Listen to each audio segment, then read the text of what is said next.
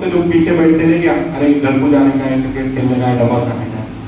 जो यहाँ रह के भी बाहर रहते हैं ऐसे बच्चों से ज्यादा डर लगता है। दूसरा, आज का जो टॉपिक है माहिती अधिकार दिन अंतरराष्ट्रीय, ये जो अल्फाज है ये आपके दिमाग के बाहर का होता है कि यार ये क्या है और हमको क्यों बिठाया है और हमको क्यों समझाया है। दूसरा, सोचा हमें कोर्ट पे जाना है, अपना काम है वो छोड़ के इधर आना और ये बच्चों को समझाना। तो फिर भी इधर भाई और मान्यवर ने जो इन्विटेशन दिया, बोला चलो जाते हैं और बच्चों को समझाने की कोशिश करें। आपके यमुना में एंट्री किया, मेरे गाड़ी के सामने एक छोटा सा बच्चा आया, उसको बोला अरे बड़ा बादुला सरक। वो बच्चा बोलता है येड़े गए। यानी कि यमुना के अंदर जो मानसिकता बोलो, बच्चे बोलो, उनकी लाइफ एक अलग दुनिया में हो। अभी सबसे पहले आपको एक बात बता देता हूं, जो मेरी बात अच्छे से सुनेंगे, हो सकता है इन फ्यूचर कुछ प्रॉब्लम आए तो मैं हेल्प कर सकूंगा। अभी मेरा नाम एडवोकेट वाजिद खान है। यूट्यूब गूगल पे आप मेरे बारे में देख सकते हो, पढ़ सकते हो। कई सारे कंट्रोवर्सीज, वाद विवाद मुझसे जुड़े हैं। आपका वो एक फिल्म हीरो है सलमान खान, उसको बालाकोट में मैंने ही लाया। आपके पूना कोर्ट के अंदर अक्षय खन्ना के ऊपर एक केस हुई है, बहुत फेमस केस थी, वो हो गया। एक हीरो रणवीर के साथ मारामारी झगड़े, ऐसी कई सारी चीजें हो गई। तो बहुत सारी चीजें इसमें आपको देखने और पढ़ने मिलेंगी। आज मेरे पेरेंट्स, मेरे माँ बाप बहुत खुश होते कि मैं वकील। एक जमाना था जब मैंने पेरेंट्स को बोला था मुझे वकील बनना है, तो वालिद साहब ने घर से हकार दिए थे, धक्के मार के। क्योंकि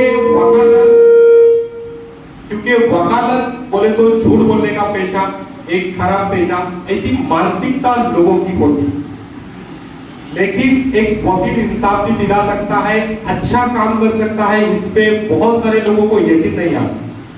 अभी जब बच्चों को पूछे क्या बन, अरे तेरे को क्या बनने का, तो मोस्टली 99 बच्चे जवाब देते देखेंगे, सोचेंगे, करेंगे। मतलब वो कंफ्यूज होते हैं अपने फ्यूचर को देखकर। अभी मैं आ जाता हूं मेन टॉपिक, माहिती अधिकार, ये कानून के बारे में। ये कानून उतना ही जरूरी है जितना हमारे फेस के ऊपर ये आईब्रो है। अभी बहुत सारे बच्चों को ये भी नहीं मालूम होगा कि ये आईब्रो का यूज क्या है। हमें इतना ही लगता है कि अच्छा दिखने के लिए ये हो गए, लेकिन अगर ये आईब्रो नहीं रहेंगे तो हमारा पसीना सीधा हमारी आंखों में जाएगा और हमको घड़ी घड़ी ऐसे साफ करना पड़ेगा। जो गाड़ी का वाइपर होता है उस तरीके से ये हमारे चेहरे में काम करते हैं। बेसिकली इसी तरह ये माहिती अधिकार का कानून होता है, जो 10 रुपए का एक फॉर्म होता है जिसपे हमें जो माहिती चाहिए, जो इंफॉर्मेशन चाहिए वो मिलती। अब ये जब आपकी स्कूल की दुनिया खत्म हो जाती है, जब हम स्कूल में होते हैं तो ऐसा लगता है कब स्कूल छूटेगा और घर जाएंगे।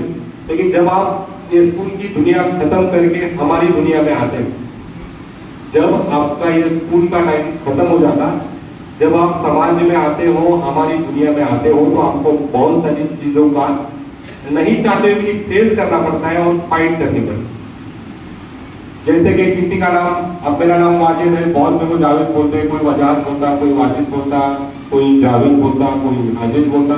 तो क्या होता है कि ये स्कूल में, स्कूल के बाहर, शासकीय ऑफिसेस में, इसमें बहुत सारे चेंजेस हो जाते हैं। अब इसको करेक्शन करना है या फिर राशन कार्ड बनाना है, कोई भी काम हो तो आपको शासकीय कर्मचारी के पास जाना पड़ता, वहां बोलना पड़ता साहब हमारा काम करके दो।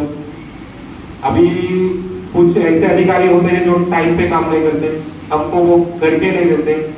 अब हमको वहां जाओ, चक्कर मारो, बैठो, आओ, जाओ, चक्कर मारो, आओ, ऐसा होता। तो ये तकलीफ ना हो, हमारा काम कहां तक आया है ये जानने के लिए जिस कागज पे हम जानकारी मांगते हैं, और जैसे ही जानकारी मांगते हैं तो काम पास भी होता है, और हमको जिस पे जवाब मिलता है उसको कहते हैं माहिती अधिकार का एप्लीकेशन, RTI। सिंपल से तरीके में समझाता हूं और भी सादे तरीके से।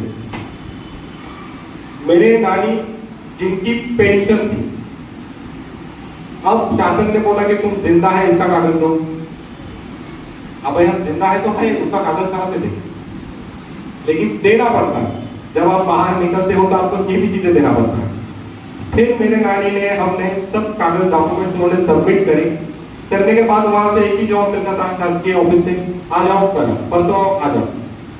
फिर मेरे नानी ने मुझे बोला, तू तो वकील है, बोले मेरा काम नहीं हो रहा।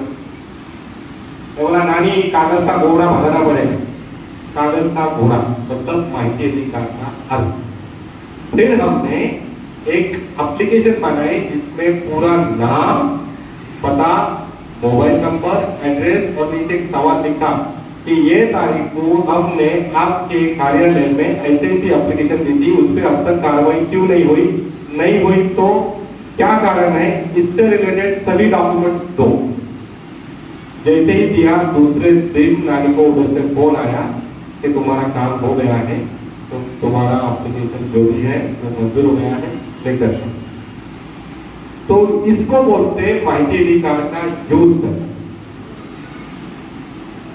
तो ये कानून 2005 में आया और इस कानून का इस्तेमाल अब आपकी मुश्किलों के लिए, आपकी जो समस्या है उसका निवारण करने के लिए कोर्ट से पहले कर सकते हो। और इंशाल्लाह ये जो जानकारी दी है, मैंने कोशिश की है कि मैं आपको समझा सकूं। जो बच्चों ने दिल लगा के सीखा, समझा, उनको ये फ्यूचर में जरूर काम में आए। इतना ही कहता हूं, यहाँ मुझे बोलने का मौका दिया, आज इस मंच पे बुलाया, मेरे वालिद साहब और अल्लाह का एहसान मान के मैं स्टॉप करता हूँ। Thank you.